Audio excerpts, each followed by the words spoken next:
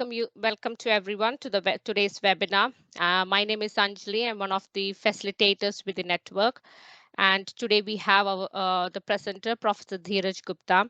Before we start, I'm just going to go through some housekeepings. Basically, keep yourself on mute and the cameras turned off while the presentation is going on.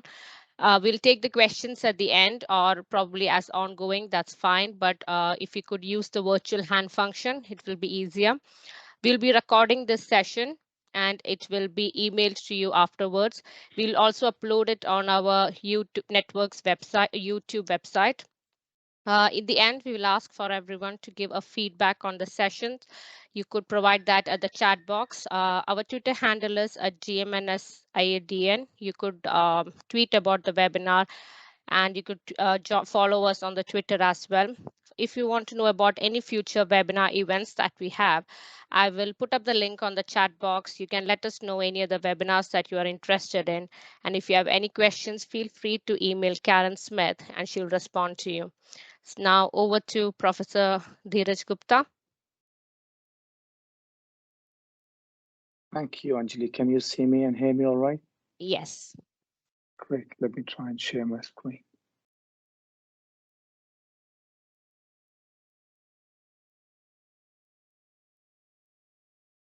Okay.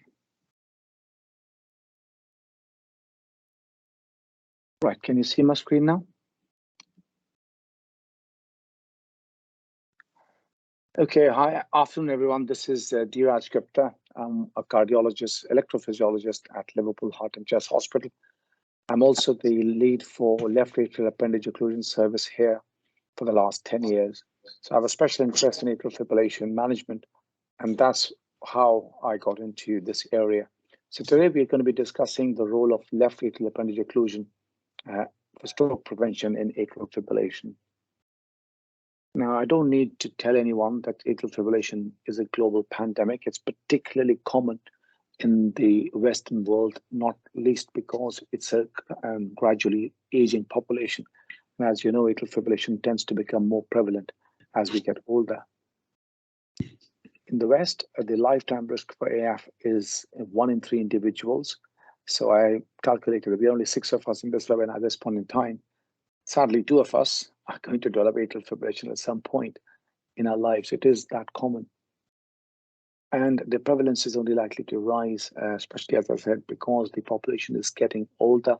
We're getting better at treating many malignancies, at treating many heart conditions such as heart failure.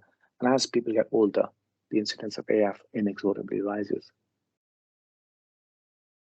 Atrial fibrillation affects cardiac function and our cardiovascular risk in 3 main ways. First of all, atrial contraction contributes about 20% to the cardiac output. And in atrial fibrillation, the atria stop contracting, and that straight away drops your cardiac output by about 20%. That can be sometimes symptomatic in patients with stiff left ventricles or patients who have a very high demand for cardiac output, such as if they are suffering from obesity, for instance. Very often, though, atrial fibrillation is asymptomatic, especially in sedentary or elderly individuals. The biggest problem with atrial fibrillation is its predisposition to stroke. We know that it increases the risk of stroke 5-fold, although that varies greatly depending upon the presence or absence of other coexisting risk factors, which are well captured in the CHADS-VAS scoring system. We also know that AF-related stroke has a much higher mortality at a month compared to non-AF-related stroke, almost certainly because the left atrial appendage thrombi that embolize to the cerebral circulation are much larger in size than the carotid thromboemboli. And as you can see, the mortality at 1 month is about 1 in 4. For those who survive, the severe disability at a year is also much higher than non-AF-related strokes. Up to a third of patients are left fairly severely disabled, even if they survive from the AF-related stroke. And obviously, all of this has huge financial implications. In the latest European Society of Cardiology atrial fibrillation guidelines published in 2020, they've tried to simplify the management as ABC, with A being the most important aspect of AF management, which is to anticoagulate or to essentially avoid stroke. B includes better symptom control, such as the catheter ablation or drug therapy. And C is a holistic management of the patient in terms of managing the other risk factors such as obesity, hypertension, alcohol intake, etc. We know that novel oral anticoagulants are superior to vitamin K antagonists in terms of stroke prevention, but particularly in preventing major bleeding. And that is why they have now become the standard of care for stroke prevention atrial fibrillation worldwide. There are some differences between the NOACs, and the discussion of that is going to be outside the scope for this talk, but by and large, they're all superior to vitamin K antagonists. Since the NOACs entered the clinical arena almost a decade ago, oral anticoagulation in primary care has improved hugely. And these are data from the Prof website, which I picked up, and you can see that over just a 4-year period from 2014, 2015 to 2018, 2019, the percentage of oral anticoagulation in eligible patients, i.e. AF with Charles-Vass score of 2 or more, rose from 74% to 86%. That was quite a considerable and an impressive rise in oral anticoagulation. And that coincided with a decrease in the AF-related stroke incidence rate as well. So there's an excellent paper published a few years ago now, which showed that in 2012, a lot of the DOACs started entering the market, starting with dabigatran. COF incentivization also started in that around the same time. And with that, the proportion of patients who with AF and high Charles-Vass score who were on oral anticoagulation rose considerably. At the same time, the inappropriate use of antiplatelet agents for this agent fell as well, and the incidence of AF-related stroke fell down commensurately. However, it's also true that a substantial minority of patients who ought to be on oral anticoagulants are not on oral anticoagulants. So-called exception reporting indicates that this problem, while falling, is still fairly prevalent. So about 5% of AF patients who the GP feels ought to be on oral anticoagulant, they are not on oral anticoagulants because they are perceived to be at high risk of bleeding or who have suffered from bleeding in the past. And that figure has now plateaued at around 5% in the subsequent years as well. So that's about 1 in 20 patients who should be protected against stroke are not protected against stroke because of perceived or actual risk of GI bleeding or intracranial bleeding. If you look at these data from the other end, and as neurologists, you will probably be aware of these data better than I would be. These are derived from the Sentinel Stroke National Audit Project. And you can see that if you look at the patients who are suffer from stroke every year, about 80,000, 90,000 patients suffer from stroke every year. Of them, about 1 in 5 were known to have atrial fibrillation prior to the presentation. Of these patients, you can see about 10 to 11% patients were those who the GP realized that they needed to be on oral anticoagulation, but they were not on oral anticoagulation because they had contraindications to that. Also, many patients, 10,000 patients in year 2018, 2019, were known to have AF, suffered from AF-related stroke in spite of being on oral anticoagulation. And that is a real concern as well, because we know that novel oral anticoagulants are not fail-safe. Even in the pivotal phase 3 trials, the incidence of ischemic stroke while being on the oral anticoagulants was over 1% per year. And there was also increased risk of bleeding, especially gastrointestinal bleeding. So you can see, again, these are data from the pivotal trials in the active arms of thousands of patients who were receiving these agents. And you can see the number of patients who suffer from major bleeding. So this is described as either intracranial bleed or significant GI bleed requiring blood transfusion or intraocular bleed. So you can see 3 to 4% rate of serious bleeding per year. And don't forget, novel oral anticoagulants are a lifelong commitment. Last but not the least, treatment adherence and compliance remains an issue with these drugs, and about 1/3 to 1/4 of patients discontinue treatment after a year. So it's a lot better than vitamin K antagonists, but it's definitely not what we want for a condition where the risk of stroke increases with age. So you can see about 1 in 3 or at least 1 in 4 patients, will come off oral anticoagulation at a year for a multitude of reasons. So we know that lifelong oral anticoagulation is not for everyone, but 1 in 20, as many as 1 in 10 patients have genuine contraindications to lifelong oral anticoagulation. They could either have a history of previous bleeding, intracranially or intraocularly, or GI bleeding, or they could have cerebral amyloid angiopathy identified on cardiac MRI. A lot of the patients that get referred to me now for left atrial appendage occlusion have had previous cardiac MRI and have a diagnosis of cerebral amyloid angiopathy with multiple punctate hemorrhages. And I understand that the risk of significant intracranial bleed is so high with these patients that lifelong oral anticoagulation is not a safe option. Then we have also seen that many patients develop stroke or systemic embolism in spite of continued oral anticoagulation. And finally, compliance can be a real issue for some, not only for the young, fit people who are otherwise asymptomatic, but increasingly as the AF patients are getting older, there's higher incidence of dementia, forgetfulness, and we can see that oral anticoagulation, the compliance can drop off big time. So why left atrial appendage occlusion? Now we know that 90% of all the thrombi that form in non-valvular AF form in the left atrial appendage. And this is just a transesophageal echo example of one such. You can see a huge thrombus, which is sitting in the left atrial appendage here. We all know the left atrial appendage has a particular predilection for these thrombi to form because it's very pectinate. If you look at the endovascular structure compared to the smooth wall left atrium, the left atrial appendage is very pectinated. So you can see why there are areas of stasis within it, where especially in the presence of atrial fibrillation, with reduced appendage flow velocities and increased presence of spontaneous echo contrast or eddy currents, a thrombus can form there. There are some risk factors which predispose patients to develop left atrial appendage thrombi, such as if the left atrial appendage is very large, or if it's very pedunculated, or if there's reduced inflow. Now, the fact that left atrial appendage is a source for thrombotic fibrillation, this is not a new finding.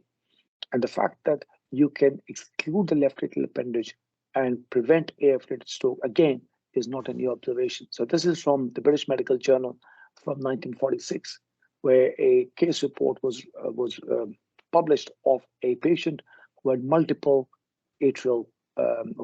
strokes because of thrombi occurring in the left atrial appendage.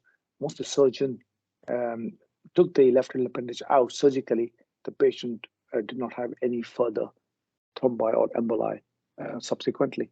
Of course, now it's a lot easier to achieve this percutaneously by means of a left atrial appendage occlusion, and one can do that essentially through a variety of ways. There are lots of devices which are out there, and some examples are the Watchman device or the Amulet device. And these are the two most commonly used devices in the clinical arena for occluding the left atrial appendage percutaneously. In experienced hands, this is a very straightforward procedure. It takes around an hour. We go inside the left atrium as you would need to do. We then perform an angiogram of the left atrial appendage, visualize it on transesophageal echo as well, get an idea about the size of the os of the appendage, and then essentially deploy a device. And this is an example of an Amulet device, which you can see.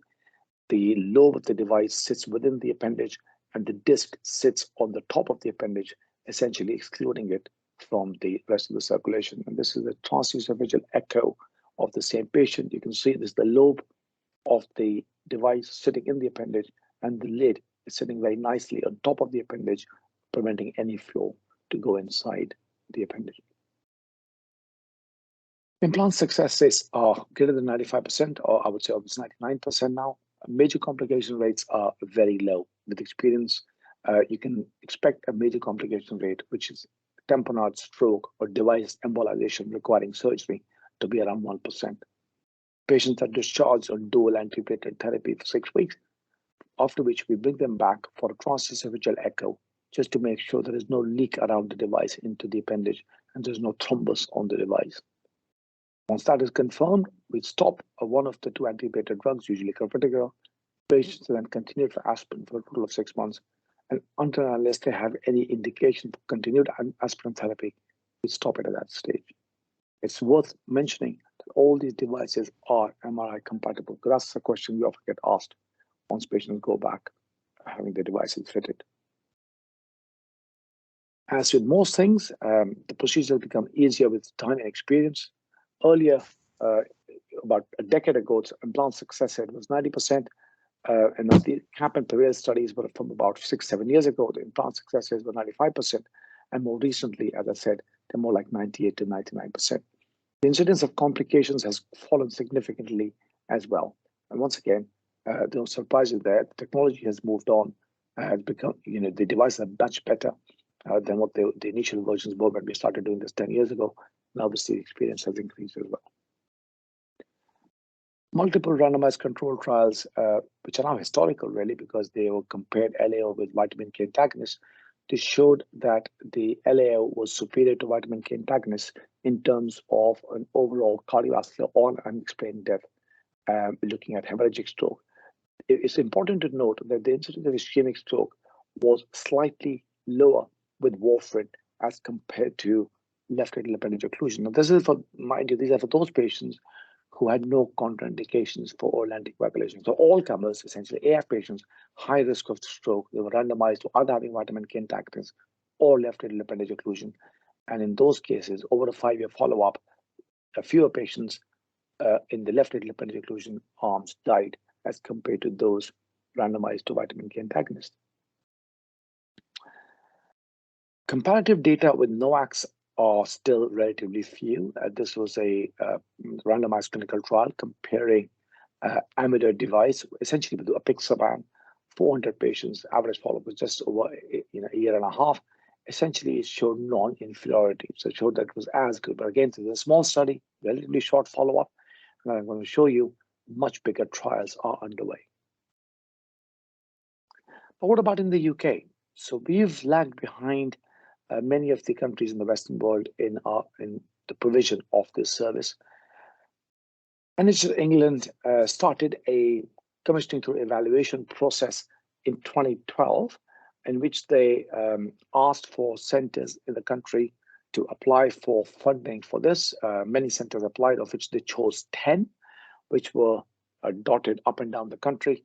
As you can see, in the northwest, Liverpool was the chosen centre, and which we had to perform left atrial appendage occlusion under fairly stringent criteria in terms of selection, in terms of the need for a multidisciplinary team decision making, and also a very close auditing of our performance in terms of complication success rates, and also follow up over 5 years.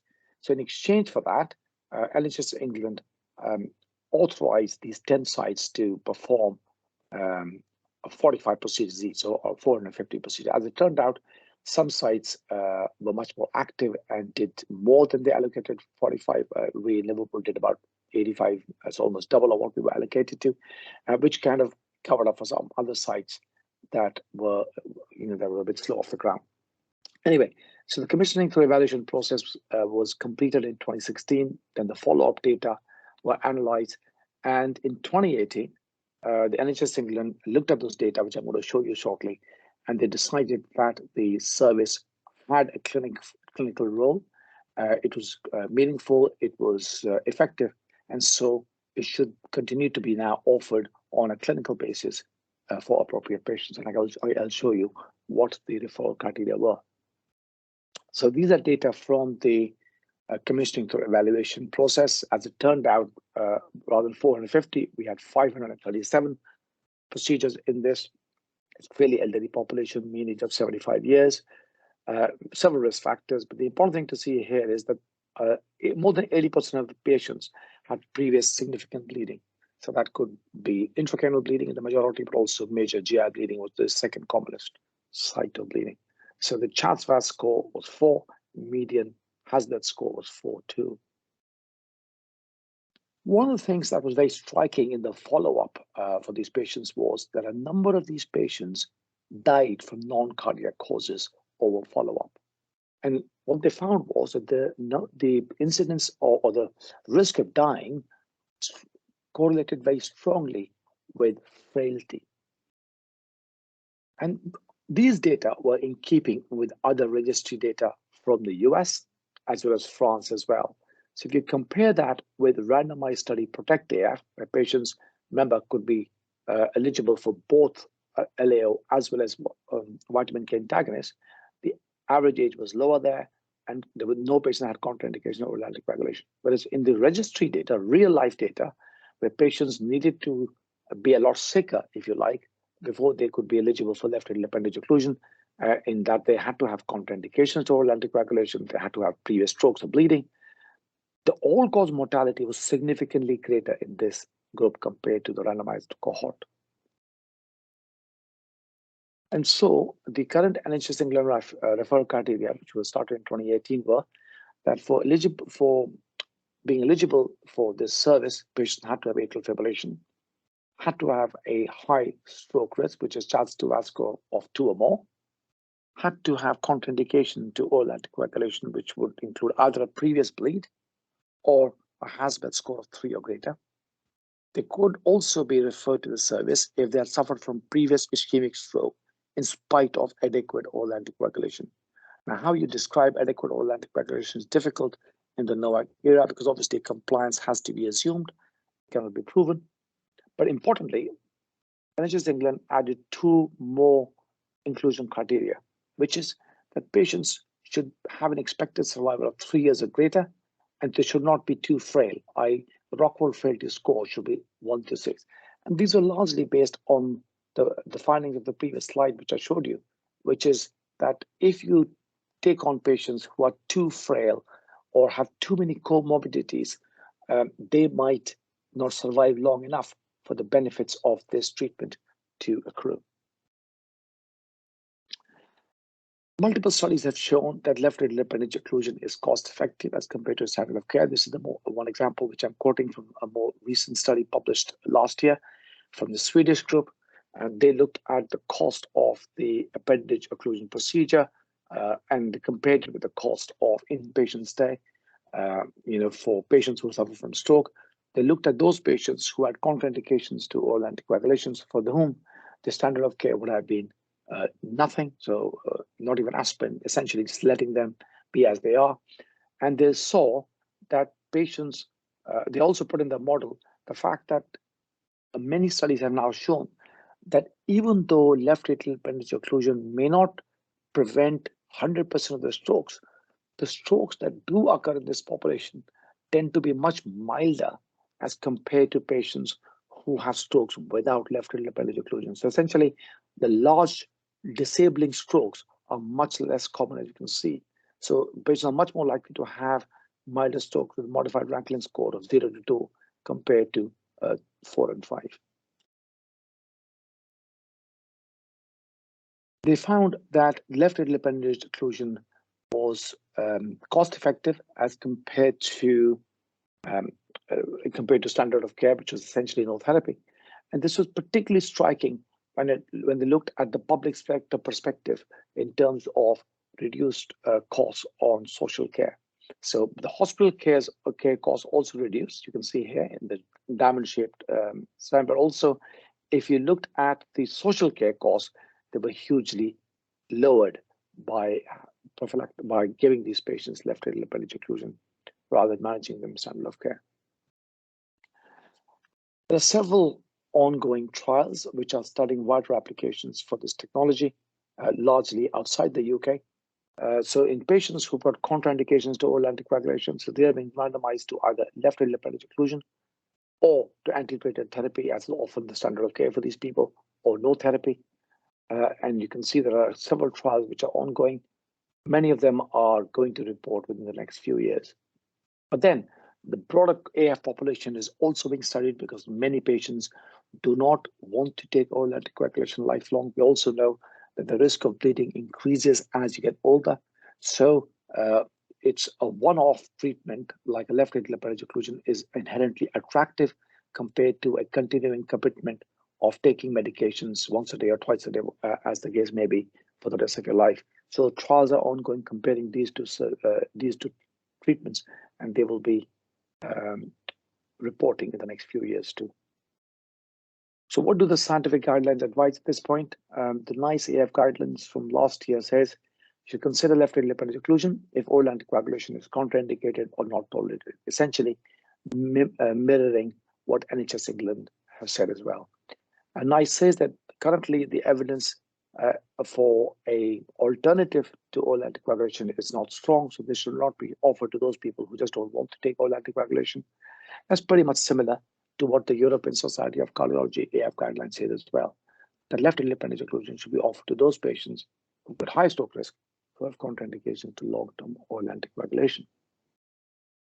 So to summarize, left atrial appendage occlusion is an established option for stroke prevention in AF. It has proven efficacy and cost effectiveness. Current guidelines support its use as a second-line option, but the numbers in the UK are far, far lower than what the population needs. I'll be very happy to take any questions.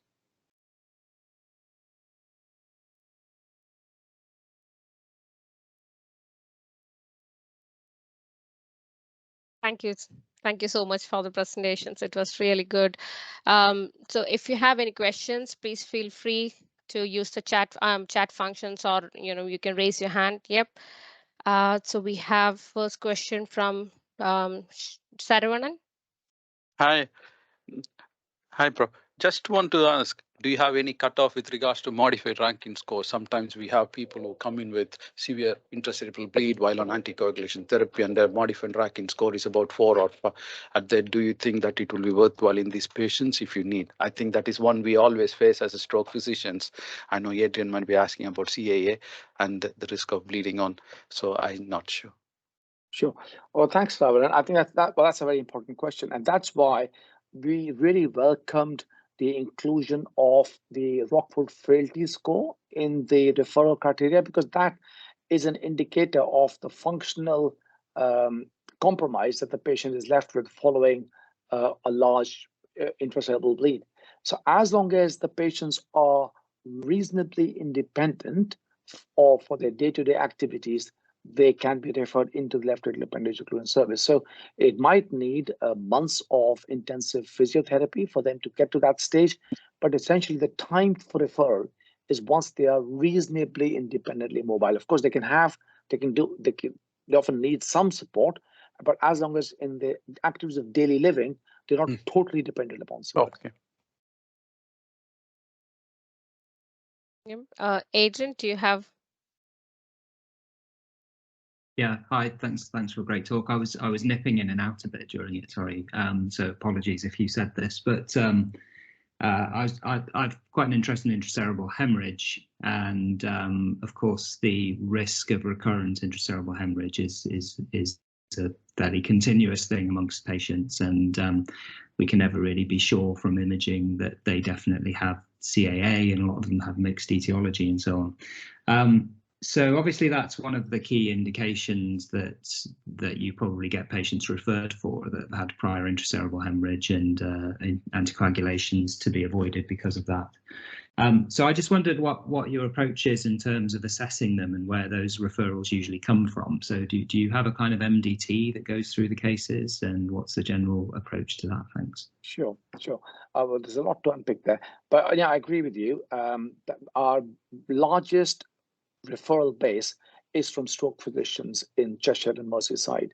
So these are patients who have suffered from intracranial bleed, either on vitamin K antagonists or NOACs, who have now made a reasonable recovery or often a full recovery, and the neurologists refer the patients to us.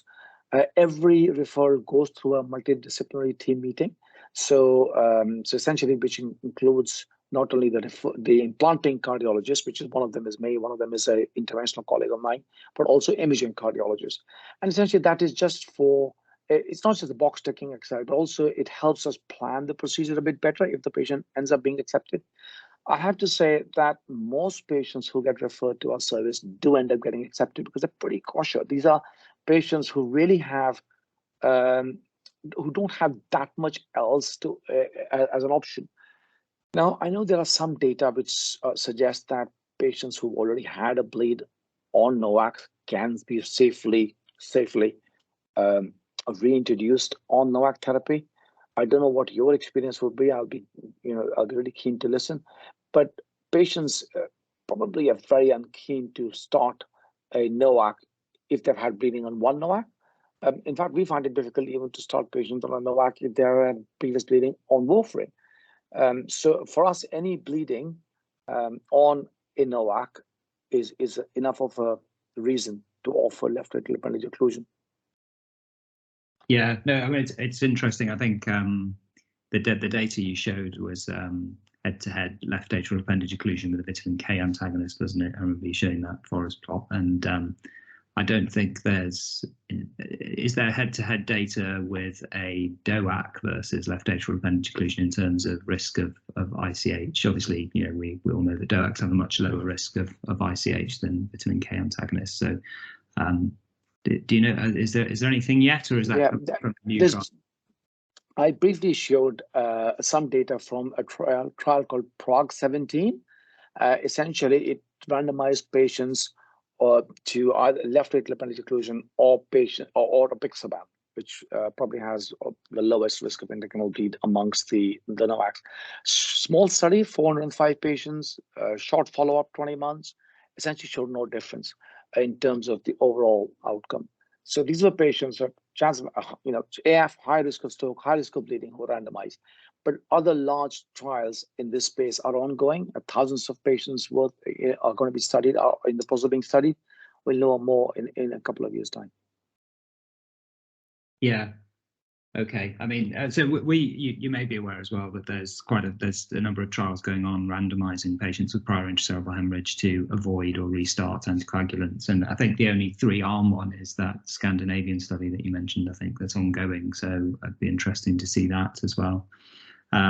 It's a shame that there aren't more 3-arm studies. I guess that would be really helpful in the future. Yeah. So it's a real problem. So that Scandinavian study, there's a study called Stroke Close, which has been going for a few years. And the problem is that the moment you have a procedure which is authorized in terms of either the health system has authorized its use or the insurance companies have authorized it, it's extremely difficult to randomize patients away from it.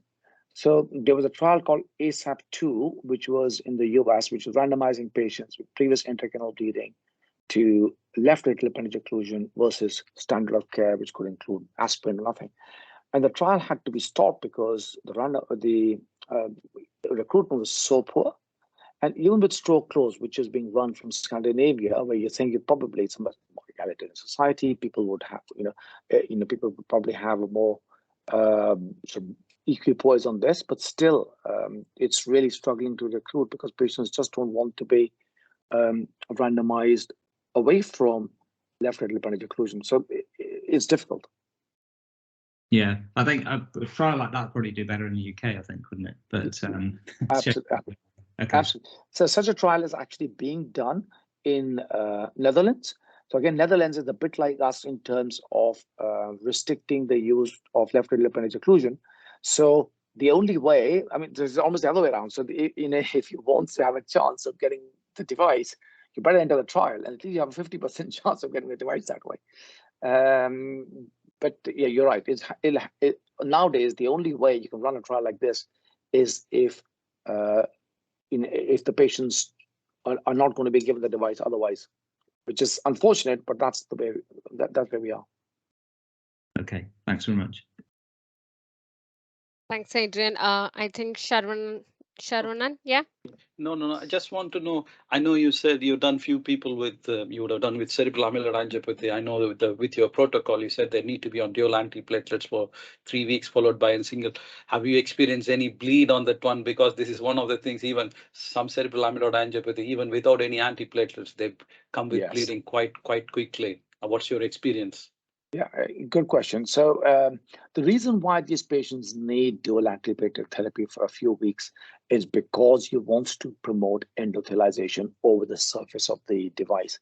That can take 4 to 6 weeks. Sometimes it takes less. In some cases, it's been shown that even for many months later, the device has still not been endothelized. We don't quite understand fully the reason behind it, but 6 weeks is a standard of care. Having said that, there are many patients in whom we don't feel comfortable giving even those 6 weeks of therapy because they might have cerebral angiopathy, as you say, they may have had previous intracranial bleeds, excuse me, and the patient just point blankly sometimes refuse to take any antiplatelet therapy because they have been told by their doctors, by the neurologist, that that'll be very dangerous. Now, thankfully, we haven't seen any evidence of intracranial bleed in the patients who are prescribed dual antiplatelet therapy. But by very definition, the patients who are coming to us for these procedures are the ones who are at high risk of bleeding. So we see patients. I remember at least a couple of patients who had significant GI bleeding on dual antiplatelet therapy and ended up having to stop it within 6 weeks. But in terms of people being admitted with intracranial hemorrhage within the short 6-week horizon, I don't recall any. Okay, that's good to know. Thank you. Adrian?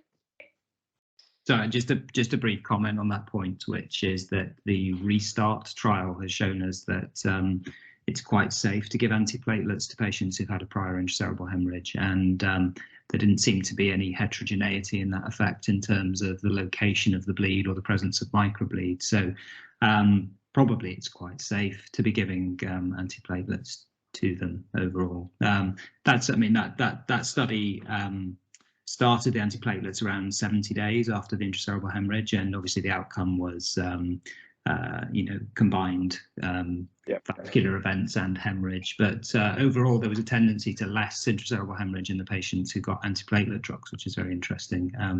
But it did appear to show that it's relatively safe. So I guess using them in the setting of a left atrial appendage occlusion for a short period of time is likely to not lead to much harm, if at all.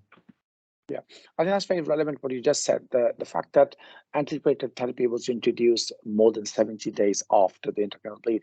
Now, by the very nature of the NHS waiting list, etc., by the time the patients end up being seen by us and then listed for the procedure and getting the procedure, their intracranial bleed is usually in the remote path, so they're well beyond the 70-day period. So that may be a reason why we haven't seen any intracranial bleeding in these people in doing the 6 weeks of antiplatelet therapy. Yeah. Is there any more questions? Well, if there are none, yeah, sorry, there's a question. Yeah. Sorry, is there any cutoff age? There isn't really. As with most things now, what we tend to look for is the biological age rather than the chronological age.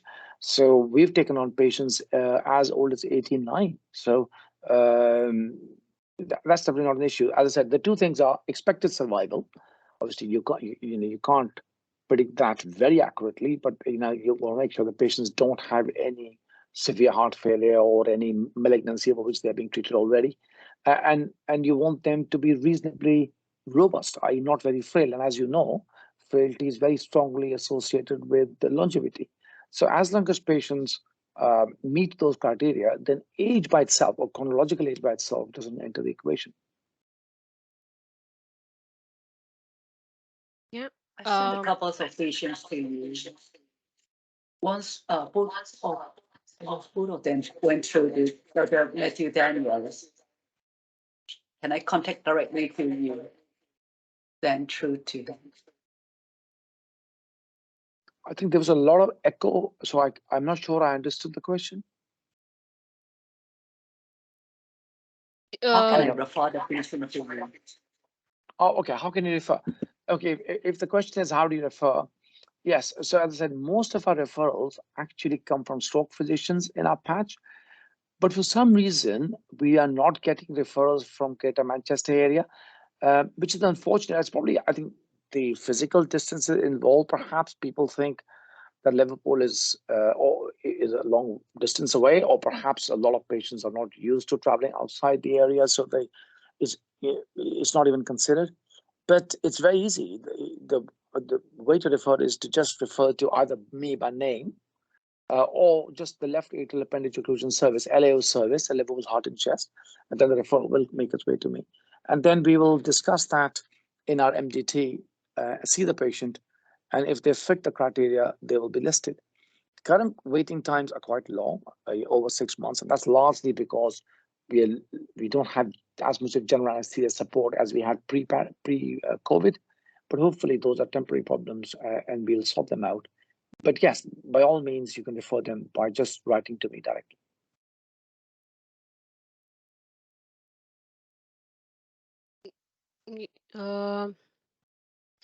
Is there any further questions? Yeah, I think that's it. I don't think we have any more questions further.